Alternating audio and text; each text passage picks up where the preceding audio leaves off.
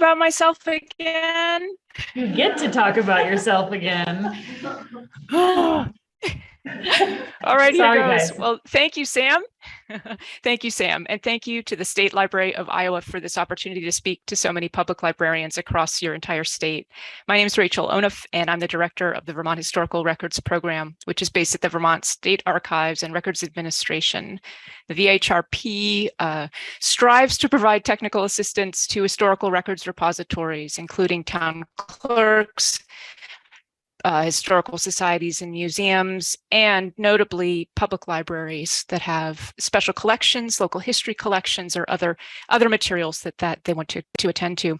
But I've also gotten interested and invested in doing disaster preparedness trainings, especially in part because of my participation in a group in Vermont called VACDARN, named by one of our emergency management folks at the state.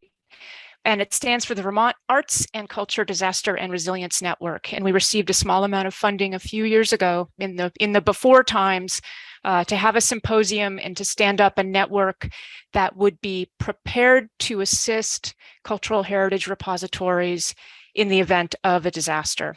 We have not had to activate since we were founded, although we did do a lot of communication and coordination among the steering committee during the pandemic. There wasn't really a thing that we could respond to, although some of our entities, including the Vermont Arts Council, were instrumental in getting funding to organizations, which is really what most folks needed, what most organizations needed at the time.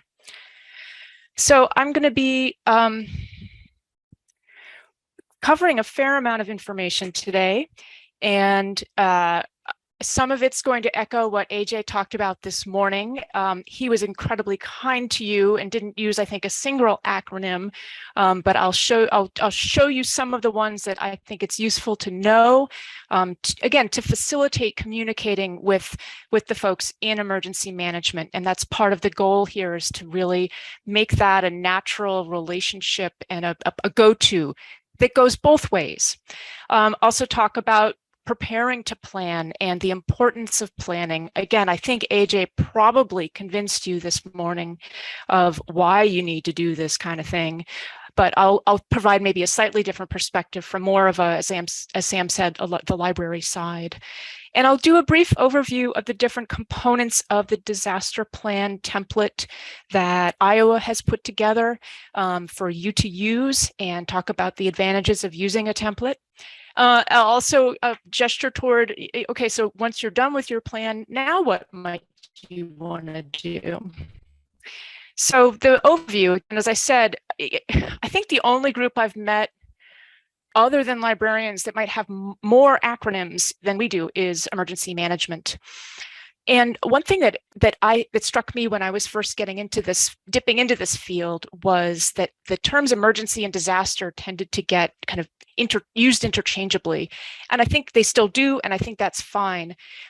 Occasionally, I do find it useful to define them this way, that an emergency is something that happens, an event that occurs that requires an immediate response. Whereas a disaster is an emergency that has gotten out of control, or that cannot be immediately addressed, or that is so widespread that it's more of it makes the level go up to disaster as opposed to just an emergency.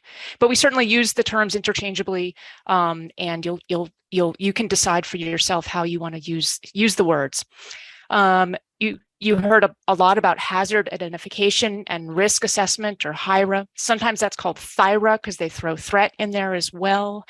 And the SEOC, or the EOC, is the Emergency Operations Center. And the ICS, that's really the structure by which response happens. The incident command system, it's a fairly hierarchical setup because it kind of has to be. If you can imagine a fairly large disaster happening, and you have entities from 6 or 7 different response units and state agencies there, who's in charge, who gets to call the shots, and who has what roles and responsibilities. So that's something that they need to define really well so that they can be effective in the response. National Incident management system or NIMS, and partner annexes are, again, other kind of odd terms that you might want to be familiar with if you're engaging with emergency management. And AJ also talked about damage assessment and kind of going in once the coast is clear to determine how badly things have been affected, both structures and collections. If this stuff excites you, I just wanted to point out there is a book for you. David Carmichael put together this handbook about implementing the ICS at the institutional level, specifically for libraries and other cultural institutions. It does include some really good worksheets and handouts and scenarios that you can use to work through and to become more familiar with whether or not you ever are actually going to implement the ICS at your institution. It can be useful for practicing preparedness, which is a really critical piece of what we do once we have this plan. And this is my favorite diagram of what the 4 phases of emergency management are. And I know that AJ had 5. He had prevention in there. You'll see models that have that as well. And I just also want to point out that the arrows on the outside, they keep going round and round. And you are all now wonderfully implicated in this continuum by participating today and committing to trying to be better prepared in future to respond and therefore recover more quickly, and based on what you learn from that recovery process to then mitigate against those threats and others that you anticipate, so you are better prepared so you can respond to the next time. I think you see where I'm going with this. This is, and it's something that we ought to live and breathe, and is also, because it is such a continuum, it can be very easy to say you don't have the resources at the time to deal with it and to put it on the back burner. So I applaud you all for being out today to learn more about this and to actually start the process. And connecting with your emergency responders is critical. And it was wonderful to hear this morning about how accessible and available and responsive your local EMDs may be. It can be, there's different strategies for how to connect. AJ talked about just set up a meeting, and that can be a wonderful first start. You could ask folks to walk through your facility, have them over for an event, ask them for specific types of help. If you haven't had a fire drill in forever, or a fire extinguisher training session, if you just want to get another set of eyes on your evacuation routes, there's ways to kind of start that conversation and relationship. I always find food helps basically with any group you're trying to get to know, so got to stick that in there. And, AJ focused on making sure that you share like what keeps you up at night, your worst fears, and what threats and hazards you anticipate your library experiencing. It's also good to share the value and be able to articulate that to emergency managers, that your institution is, in some communities here in Vermont, at least, and I imagine it's similar in Iowa, it's the community hub.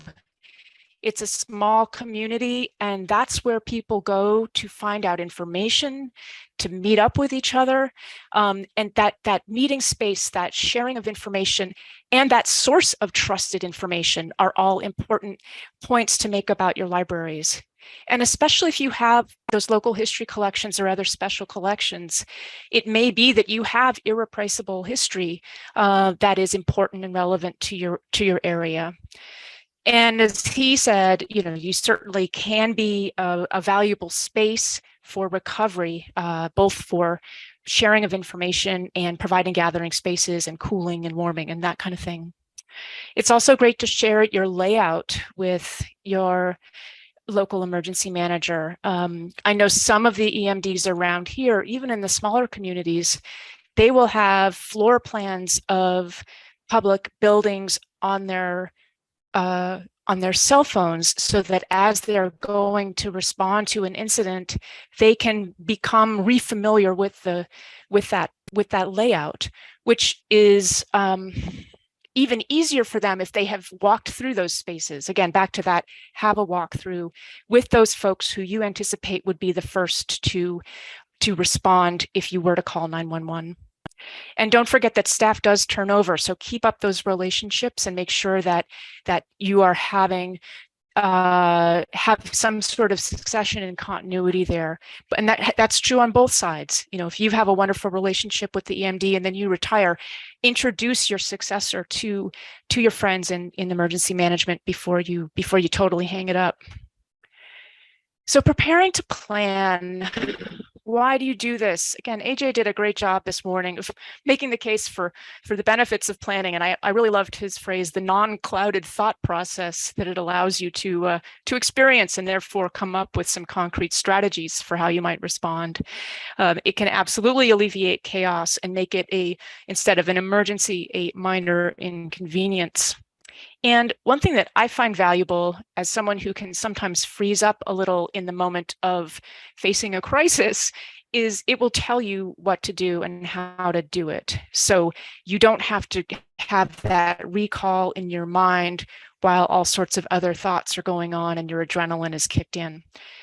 It helps to protect the safety primarily, first and foremost, of people. I want to stress that, people first, after that, property. And it facilitates a quicker return to your normal operations. It can reduce your losses because, you know, okay, so you got those 4 or 6 inches of water on the floor after the water incursion, but you had the presence of mind and you had the space, which you might not all have, to not have any books on the bottom shelves. So, you know, the water came up, got on the shelf, but there were no books there for it to affect. And again, another point AJ made, the more prepared organizations mean if you have a more prepared organization, you're going to have a more resilient community and you're going to be better prepared to support that community in their recovery, which again, it's this kind of beneficial circle. Then that just reinforces to your community the value of the library to that group. And I probably don't have to tell you all that disasters are occurring with more frequency. And don't fall into the it can't happen here trap, because it sure can. AJ touched on some of these different types of disasters, and I just want to point out that there's all sorts of things that can impact, and that you should be, you know, entertaining as you think about those risks to your place and what is the most likely thing to happen, or more likely things to happen. I think, like Iowa, Vermont does a state hazard mitigation plan every 5 years. So we can look at the state level and see what they have determined are the most likely disasters to occur. And they also measure the potential impact of those. And of course, several years ago, their last plan was done in 2018. Pandemic was way down on the list, so undoubtedly that will be moving up. But one of the phrases or sayings about disasters is that, you know, the same one never happens twice, or it never happens the same way again. And that's part of why it's good to continue to return to your plan and to practice out wildly different scenarios or slightly different situations, because you might prepare really well for one type of issue and then another comes and you haven't thought about that at all. But it's an ongoing, continuous process, and our preparation is ongoing and evolving in response to evolving and changing threats. We tend to focus on natural disasters, but, you know, cybersecurity is absolutely an issue, as well as everyday disasters where something it might not be a big deal initially, a power outage, but then it's a power outage that's then going to go on. Sometimes we have them for several days or weeks here in Vermont, and that can become more problematic. So being aware, and it might be that it's hitting you locally, it might be hitting your town, it might be hitting your region, and that's going to have an effect on how quickly the help can come, as well as how fast a response and recovery can be. Also want to point out that disaster can strike twice. This poor historical society, their historic barn had a flood one year, and then less than 2 years later, somebody drove into it, even though that's like that guardrail was just shy of where it needed to be. So you don't ever really know what's going to happen or when. And you couldn't necessarily be prepared, but you could, I'm guessing maybe they've requested that guardrail get extended when they did rebuild. And I just want to point out, there's emergency assistance available at every level, but I would certainly start and try to remain local and let that person be your conduit up to the county, the state, and the regional levels. If you can help it, you don't necessarily want to have to engage with FEMA. So let the folks who know how to navigate those systems do that. But the best way to make sure that your losses are included, say, in an emergency declaration request, that your EMD knows you and knows to call up and say, hey, were you affected by this most recent disaster? And you can tell them, and you know what kind of information they need. I also want to point out specifically for libraries that the Northeast Document Conservation Center, which is based in Massachusetts but is national in its support, has a 24/7 collections emergency hotline.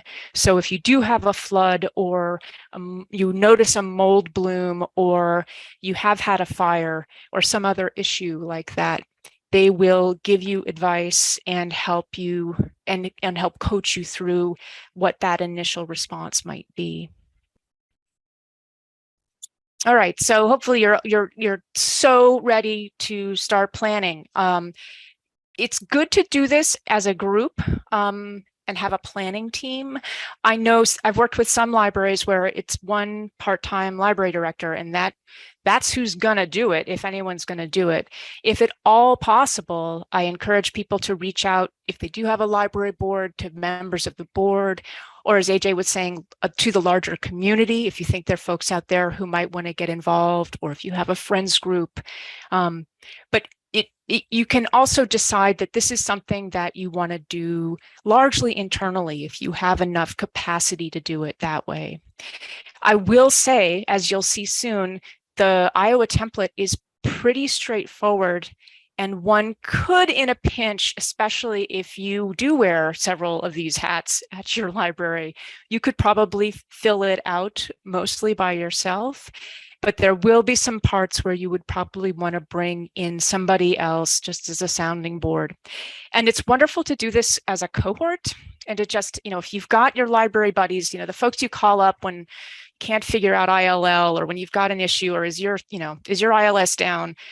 If you have your natural informal networks, it may be that you guys could work together to work on your plans, your independent plans, but you're doing it kind of collectively. My sense is that's the intent here, and that your district consultants are gonna help you do that kind of in that independent yet collaborative, supportive environment.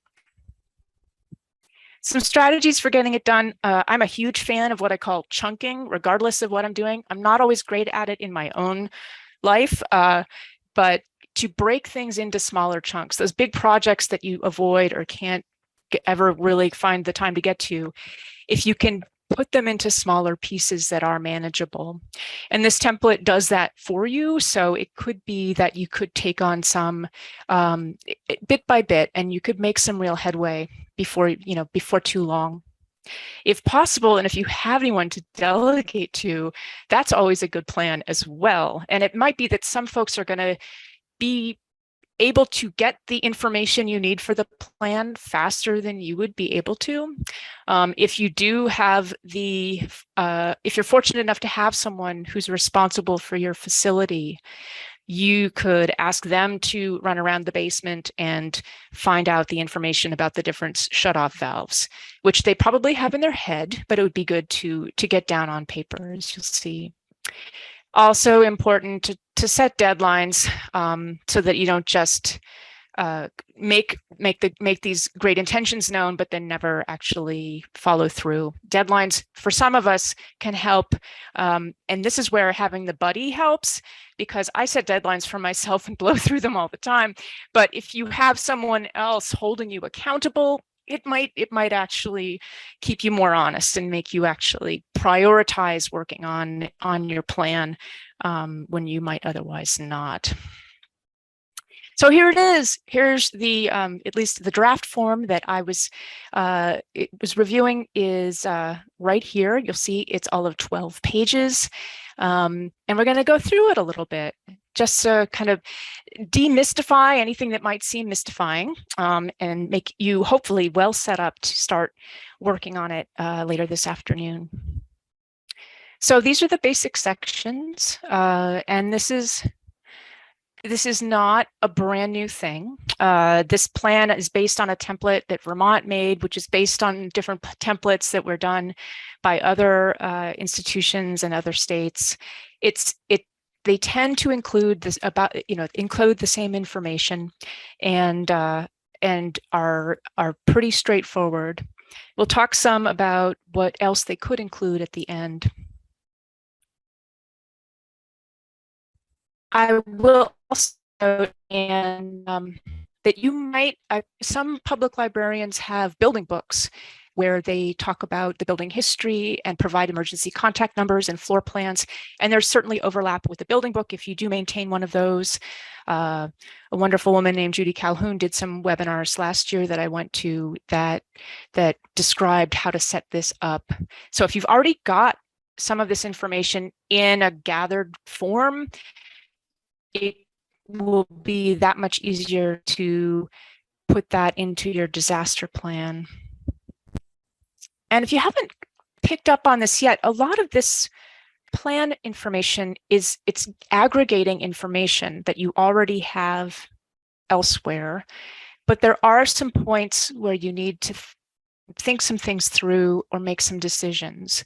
But kind of as a warm-up, the initial parts really are basically contact lists that tell you who to contact and when you need to do so. So the immediate response, and this is, again, that kind of first thing you see if you come in one day, a Monday morning, and you realize, oh gosh, it looks like there was a pipe failure or the water heater failed over the weekend, of course, and we now have standing water in the kids section. So you need to know what to do immediately. And always the very first thing to do is make sure that you are safe, and make sure you stay safe, and make sure that anyone else who is there is protected and is aware that they need to take care of themselves. There's no heroics here of rushing in to get that beautiful painting off the wall or otherwise try to save stuff. People are much more valuable than anything. So if there is a fire or people are hurt, you call 911. And that, again, that's something we should all have that ingrained in our head. And we should know the name of the library and the address and phone number. I do sometimes blank on my work cell phone. I know that. So having that information written down can be really useful. It can also be helpful to have an immediate response and call list posted. I mean, no one really has any desk phones anymore, but in an obvious space. So let's say your circulation assistance is the first one in on Monday morning, that they know what to do as well. And again, this is where practice and training, exercising your plan comes in, so that anyone who may have to activate it is familiar with what the process might be. And then once you've done that, if it's either not a 911 call or you have made the call to 911, what next? So it may be that you need to call in some other assistance, and that might vary depending on what type of damage there's been. And it may be that you have 2 or 3 of these going on. Maybe you only have one. And this is one of those points of decision where, okay, so who would I call? And to make sure you can get that in here. And this is where it can also be good to have discussion with other folks in your library or in your community. The other list that it's good to have at the beginning is who's on your disaster response team. And this is usually divided up by responsibilities. Who's in charge? Who's going to coordinate communications? Who's in charge of administration and supplies? Is there someone who's focused on the collections? is someone documenting what's happening from, taking a photo of what it looked like in mid-disaster to keeping track of all of the damage assessment reports, whatever might be produced or need to be produced, and who's in charge of facilities and safety. And it may be that you can adjust some of these roles a little bit, and it may be that someone is doing more than one. It may be that depending on the disaster, not all of these roles need to be activated. If it's a very small, you come in and you see, oh, there's that roof's leaking again. I'm going to put the trash can under the leak. You don't necessarily need to bring everybody in to get that to happen. So use your judgment, but also it's good to plan for the mega disaster, like what the thing that is a building-wide impact, and it's going to be a longer-term process in terms of recovery. So making sure you have not only the first person who will be in charge, but a backup in case folks are on vacation or otherwise unavailable. It can also be helpful to think about how far people live from the library, so that you can think about kind of what's their availability and how quickly can they get to the library if their home situation is stable enough for them to be able to focus on whatever's happening at the library. And it's good to have a phone tree, because it's one thing to have that list of people's roles and responsibilities and who is filling them, but okay, so someone does come in, that circ assistant comes in and sees the leak, and who do they call first? And does that person know who to call once they've been called? And is there a setup for if someone is out of town or not answering, what happens next? So thinking through those various options is good too. You may at this point also want to contact your county emergency management coordinator. And again, fire, police, ambulance, who's the person and what's the number?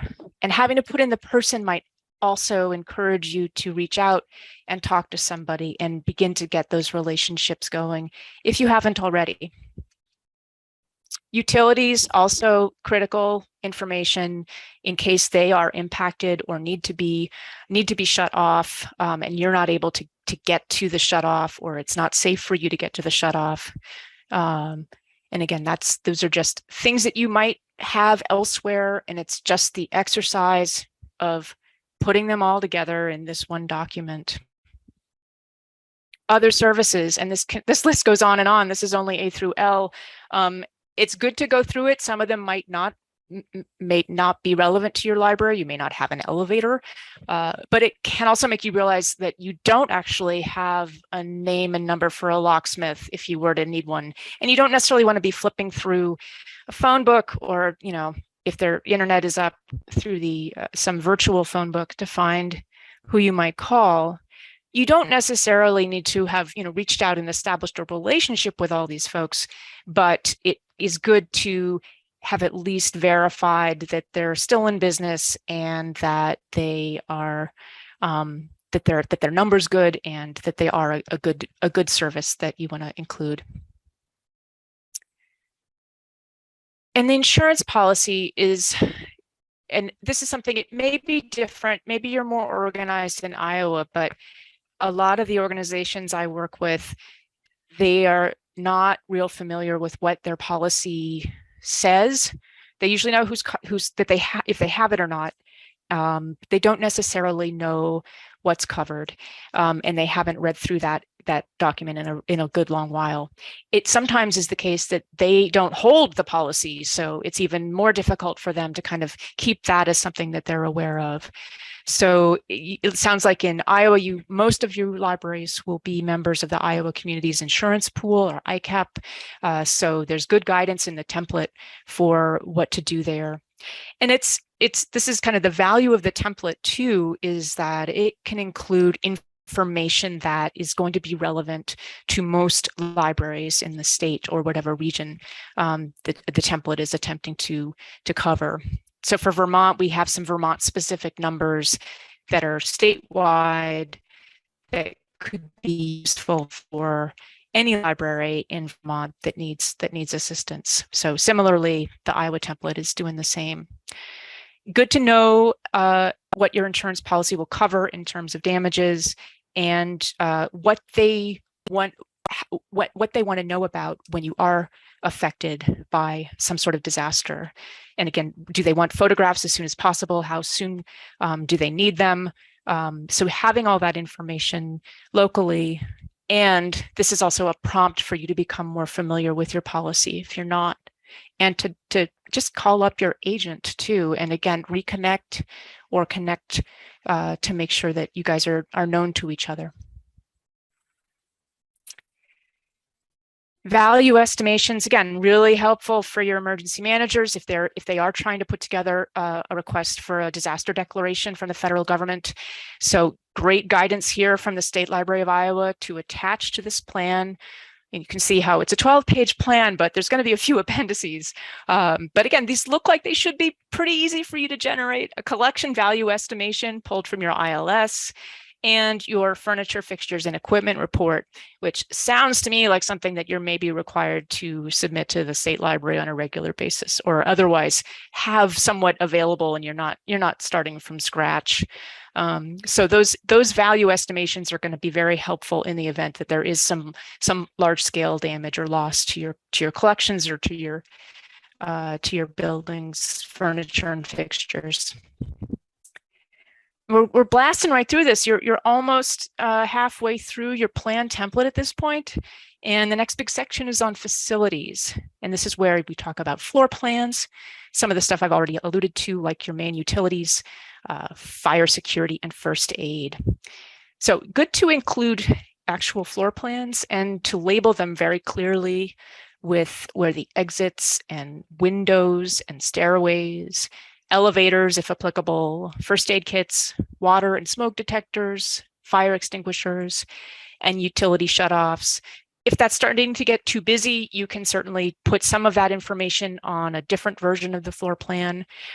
You can also have evacuation plans posted, and it may be that you have your evacuation and emergency procedures in a building book or somewhere else within your policy and procedure universe in your library. If you don't have that anywhere yet, you can include that in your disaster planning process. Come up with, like, how are you going to, so the fire alarm goes off, how do you do a sweep to make sure the building is empty? Where are people directed to go outside of the building? Is there a backup location in case that first one is compromised? If you needed to set up another library center or a command center because you were not able to get into your building, where would that be? Do you have that temporary space identified? So these are things that may be included in this plan, or maybe elsewhere. I find photographs are really helpful. So your plan can include images of where things are. I would also encourage you, as you or your delegate is finding these valves, to label the valves as well as take photographs of them to put into your plan, so that it can be clear to someone who might be a little hyped up because there's something going on, coming down to the basement and wanting to turn off the water and not being able to identify what the main line is. So having those clearly labeled is really helpful. And as I said, you can have the shutoffs and systems on a separate floor plan if that's what you'd like to do. It doesn't have to all be on one. For fire, you should list the type and location of fire extinguishers. If you want, you can include date of last inspection, something like, other information about them. What other fire suppression systems, if you have any, you have, and where they are in the library. Similarly, for the different types of alarms, what kinds are applicable to your library. This is also kind of going through, you could be like, you know what, I've been meaning to get a water detector for the basement and I just haven't, and I know they're like $50, so let's just go get one. It can kind of inspire you to do more mitigation activity just to go through the exercise of developing this template. For security, again, photographs if possible, the alarm system set up, and who has keys or access badges, and what do they provide access to. That keys can kind of be one of those things that it just kind of falls off everyone's awareness of where they are and what they do and who has them. And if you have key boxes that you keep keys to, and who has the key to the key box, and what are the keys in the key box, and where do they go? And you also want to make sure that there aren't spaces that are difficult to get into, that it would be important for people to be able to enter if they were trying to do some sort of first response. Where your first aid kits, and if you're lucky enough to have defibrillators, where those are located, also helpful to include.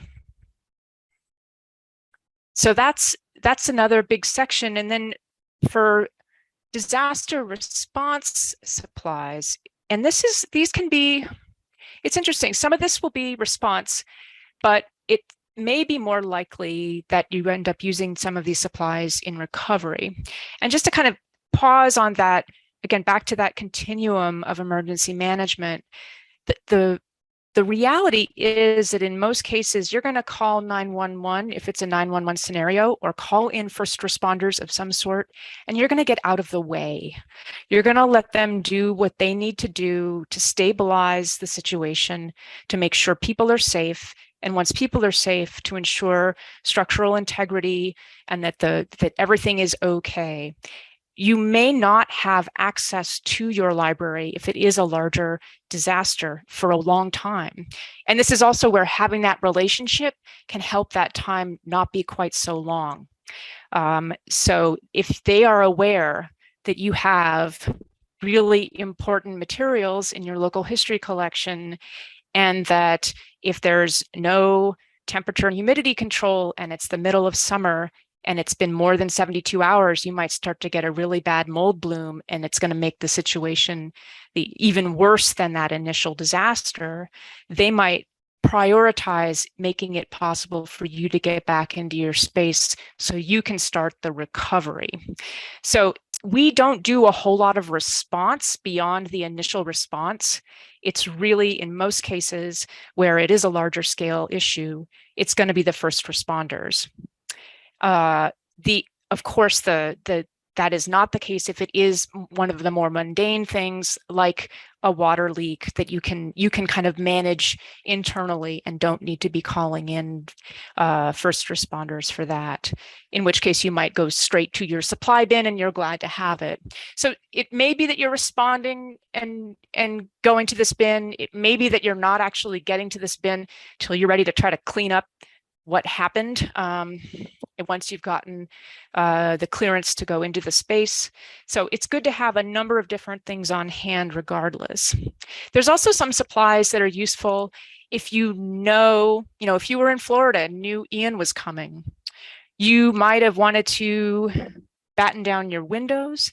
You might have taken a bunch of plastic sheeting and put it over your shelf bays. There's things that can be good to have on hand to kind of protect from what you think might be coming, if you have the luxury, as you do with, not luxury, but with some sorts of disasters, of knowing that they might come and they might hit. So it's good to ask. I mean, chances are you have some handy things already on hand. Do you know where they are? In my experience, like the book trucks would always never be, I knew we had loads of them, but they were always either filled with materials or were not where they were supposed to be, and that could be just kind of making sure, is the fan where it's supposed to be? Is the wet vac in its space? So having somebody who's kind of keeping an eye on supplies on a fairly continuous basis can be helpful. And if it's tough to keep track of things, it really can be good to designate things specifically as supplies for disaster response, and to sequester them in a bin somewhere that's well labeled so people don't start putting trash into it, but that you have some idea of what's in there, and people know not to go steal supplies out of it for their day-to-day needs. It's also good to know where else you can get things if you need to get more. Let's say you you did have some plastic sheeting on hand, but gosh, you didn't have 5 rolls and now you need more. Where can you get it? You don't really want to be, again, doing that research at the moment where you need that stuff as soon as possible. So designating some authority, having a sense of what you might want to have on hand and where you can get it are all good. So again, the template supplies suggestions of what you might want to include in your personal protective equipment, which now we all tend to have more of that, in our purses, but you can have that material around, as well as things you might need for collection salvage, things to clean up if it is dirty water that came through or other issues. Again, tends to be that we deal with water events in our cultural heritage, public library, and other repositories. Record keeping supplies, again, are good. That it could be you don't necessarily have a separate camera because people are just using their phones, but then what's your protocol for making sure those photos do get gathered together and are used as documentation when needed? Clipboards, paper, pencils. Yeah, trying to identify, a laptop, as long as there's power. So what supplies do you need for different types of scenarios that you could imagine out? And for smaller day-to-day incidents, you can have a few things on hand. Again, this is a good place to start too, if you don't want to kind of go all out with your supply kits. Flashlight, or I have a headlamp in my purse, plastic sheeting, PPE, aprons, or some sort of thing to cover up your clothes, headlamps, fans. And then you might want to keep some stuff in your car, some basic tools. Again, you could imagine, and this has happened sometimes, where you've got this great disaster bin and it's got everything you could possibly need in it, and it's in the part of the library that's inaccessible to you right now, but there is some stuff that you could be working on that you could get access to. So having some stuff that you can reach, including a copy of your disaster plan in your car, is another thing if you kind of be really prepared. And this can, of course, tie in with your individual preparedness. And as AJ said, you really have to be prepared as a person, as an individual, and to ensure that your family and your space is prepared so that you're better. It's more likely that you are going to be able to help out your institution if it is a disaster that is impacting more than just the library. Salvage priorities are critical because they tell you what's most important to be saved. This can be challenging to come up with sometimes, especially in archives and museums where everything is unique and people have their favorite things. So I think librarians are going to be in a better position to determine what the priorities might be for salvage. And this is important information to share with your emergency response folks as well. What should they either try to protect, if you imagine a fire scenario, what should they try to avoid putting the full force of their hose on? And there have been fires in Vermont where, in one case at the herbarium at UVM, serendipitously, the fire marshal had been through just the week before and knew the value of these herbarium collections. And the firefighters came with the blankets that they could put on top of the cabinets to insulate them and protect them from the fire, as well as avoid getting drenched from the hoses as they did work to get that fire out. So again, awareness and familiarity with your collections, but you've got to know what your most important materials are. And that isn't necessarily just collections, of course. It can be your technology. It can be your administrative records. So some questions to ask are, what would you need in order to continue to be operating as a library? And AJ was getting at this as well. What are your essential services? What do you need to be able to do? If you are going to relocate in a mall space for a few months because it's that kind of disaster, what do you need to have with you or access to? And this is where electronic records that are up in the cloud that you can get from anywhere can be really useful in terms of continuity of operations.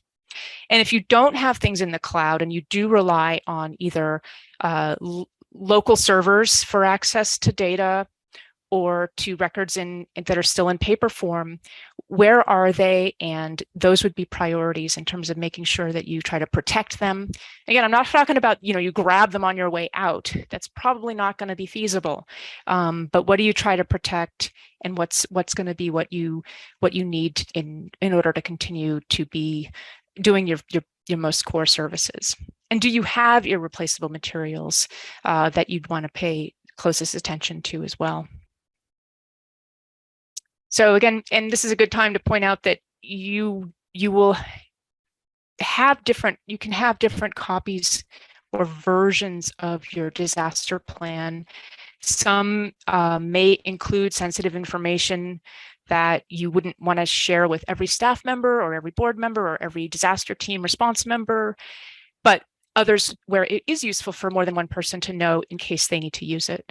Things like desktop passwords and your website password. It's also good to be aware of how frequently your digital assets are backed up. And you can inventory your computers, where they're located. Might also want to add, when that unit came into service, how old it is, as well as any special software or other data that is stored on it that you would want to be aware of. And you may have some of this information elsewhere, and you're just trying to gather it together. For collections and administration, you want to say where things are. You may want to include some notes about what it is, where it looks like. Photographs as well can be helpful here. In this case, it's a filing cabinet drawer of accession records, which are in paper form, or a computer that has administrative records that are backed up, but it's only a weekly backup. So if that's something that you would maybe want to prioritize. And this is a good time too to point out how going through this planning process can show you how to improve some of your practice. And you may say, okay, well, we do have important files on this, but I've never gotten around to backing them up, or I really should talk to our IT guy about getting this refreshed, or getting a better system here, or asking him what the backup schedule is. So it's a point of entry into becoming more familiar with some things that it would be wonderful for you to just know in the event of a disaster response. And then finally, in the plan, you want to keep it up to date. So when was it last revised? Who has copies, or where is it on file? Who is on the hook for reviewing it annually?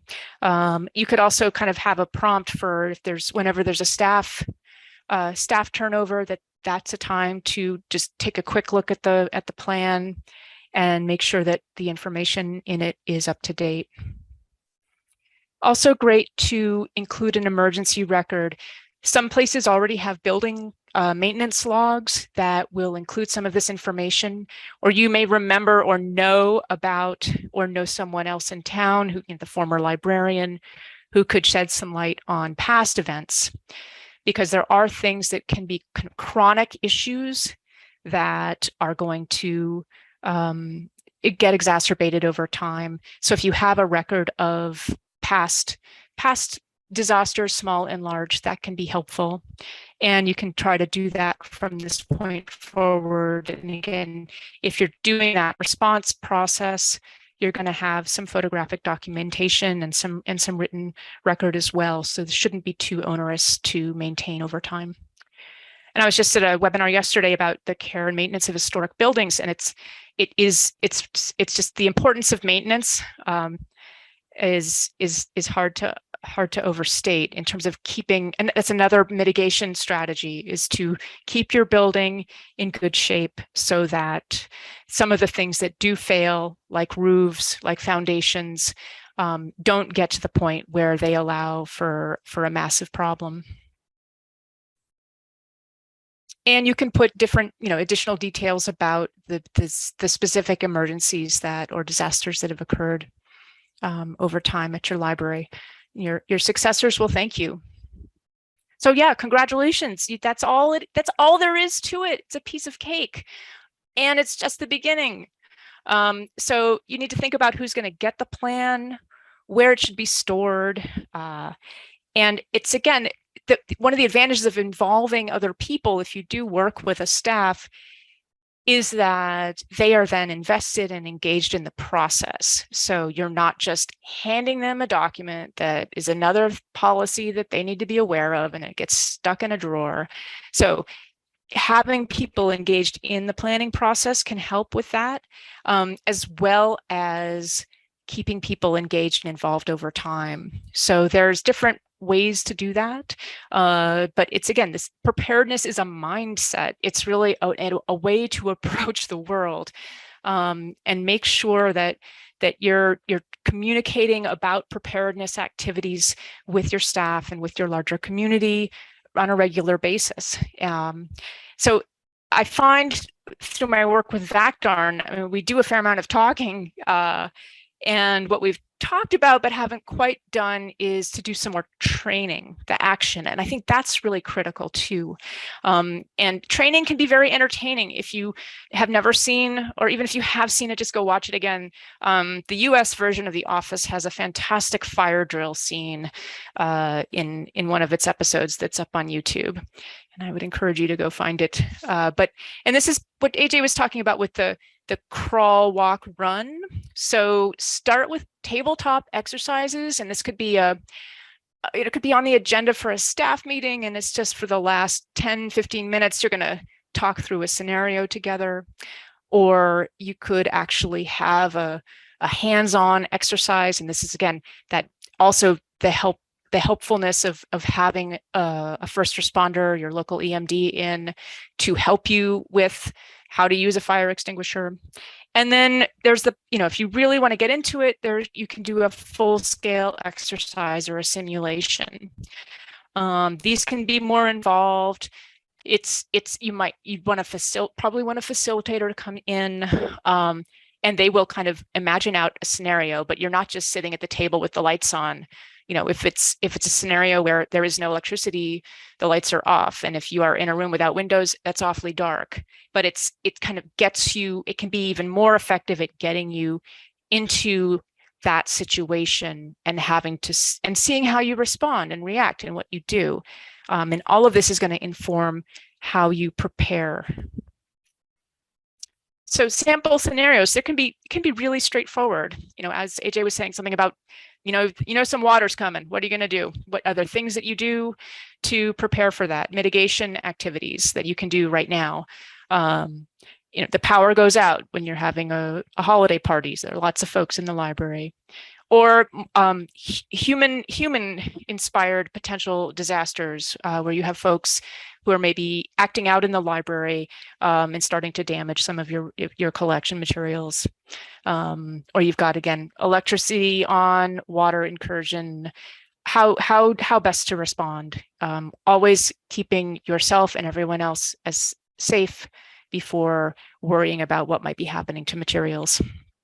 But it can be very effective to work through even the simplest kind of idea of something that might happen. And then see if you've got information in your plan that's going to help you get to, again, you're probably not going to do the response in most cases, but that you will know who to contact for that response, and you have some sense of what to do for recovery when and if it needs that. And plans need to be maintained over time. So an annual review, and then revision after each training session as you realize what gaps there were, or I need more. Our library needs to actually write out what a procedure might be in this particular instance. And those could be developed. And make sure that you're keeping everyone's plan up to date, not just your own copy. There's more resources for tabletop exercises, including a really elaborate IT scenario from Brandeis, but how to exercise your disaster plan. Connecting to Collections is a wonderful resource if you haven't been familiar with their programming in the past. And Library of Congress also has some sample scenarios. That's what I have for you today, but happy to take questions, and thanks so much for your attention.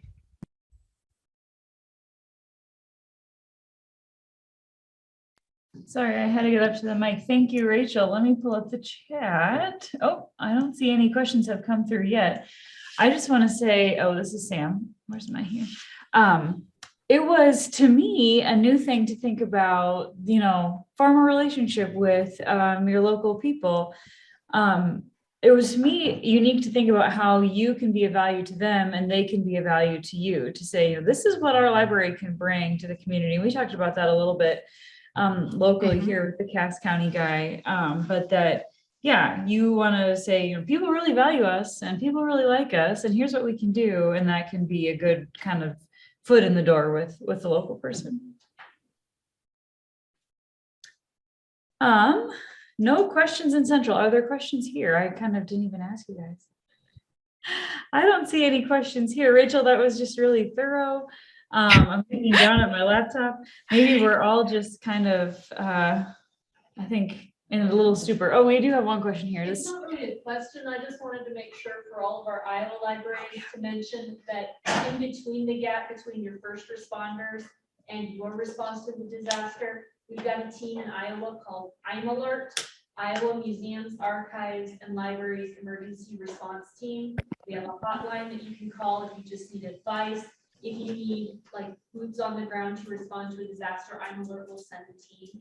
Yep. So in between those, the emergency management and you handling it all yourself, there is support here in Iowa for us. Yes.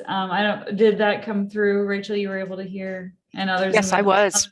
Yeah, I'm assuming.